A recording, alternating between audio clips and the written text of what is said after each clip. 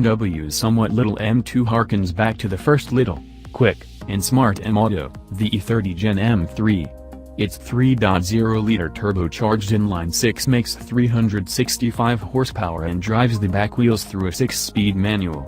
A discretionary 7-speed double-grasp program shoots the M2 to 60 in only 4.0 seconds. The balanced undercarriage conveys chivalrous taking care of, and in spite of the fact that the guiding is somewhat obscure on occasion, this is effortlessly pardoned. Sticky tires and muscular brakes help rouse certainty. Speed, for instance. As is regularly the case with present-day autos, the self-moving M2 is faster than its manual move-kin. A M2 furnished with the double-grasp programmed transmission drives the best approach to 60 miles per hour and through the quarter-mile by noteworthy 0.2 second. When you're running in Corvette domain, 4.0 seconds to 60 miles per hour, 12.5 at 113 miles per hour in the quarter-mile, 0.2 is huge. The auto-to-stick hole is more than an auto length at 60 miles per hour, extending to more than 2 auto lengths before the finish of the quarter-mile. The Autobox wins with time as the opponent as a result of a couple of natural points of interest. A PC is superior to a human at overseeing dispatch footing, and the double grip unit upshifts without interfering with control conveyance. Additionally, it has shorter second, third, and fourth rigging proportions. Amid our 30 to 50 mile per hour and 50 to 70 mile per hour breezing through tests, the hole is fundamentally bigger, and not specifically equivalent, in light of the fact that the program agilely snatches a shorter proportion while our method manages to leave the stick and top apparatus. The second advantage is possibly better mileage, established in the way that the DCT has 7 forward proportions versus 6 in the M2's manual gearbox.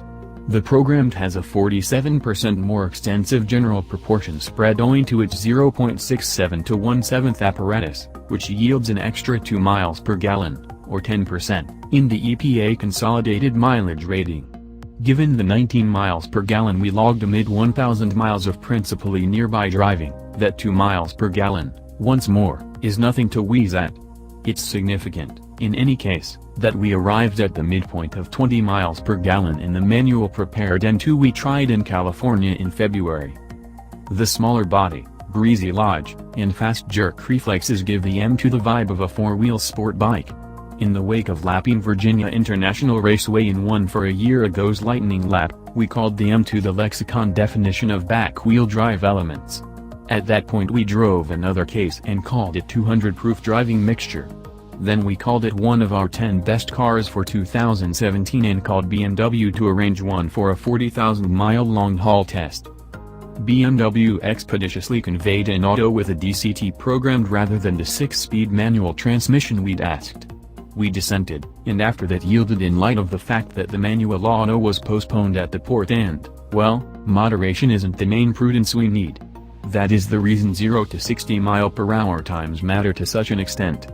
Arrive quicker. Our understanding was stressed to close to the limit when the standard 1,200-mile soften-up period multiplied long in light of the fact that our auto's differential was regarded deficient. It's a known issue on early M2s, and our own had a liquid brake in addition to a half-shaft that had begun to work out of engagement with the differential. The substitution unit is holding solid, however, thus we put another round of brake-in miles on the M2 and went to the track. There, the M2 skittered around the skid pad at an even 1.00 grams and came to a standstill from 70 miles per hour in 152 feet.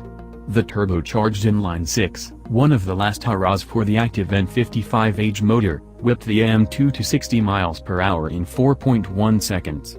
The quarter-mile go in 12.7 at 110 miles per hour.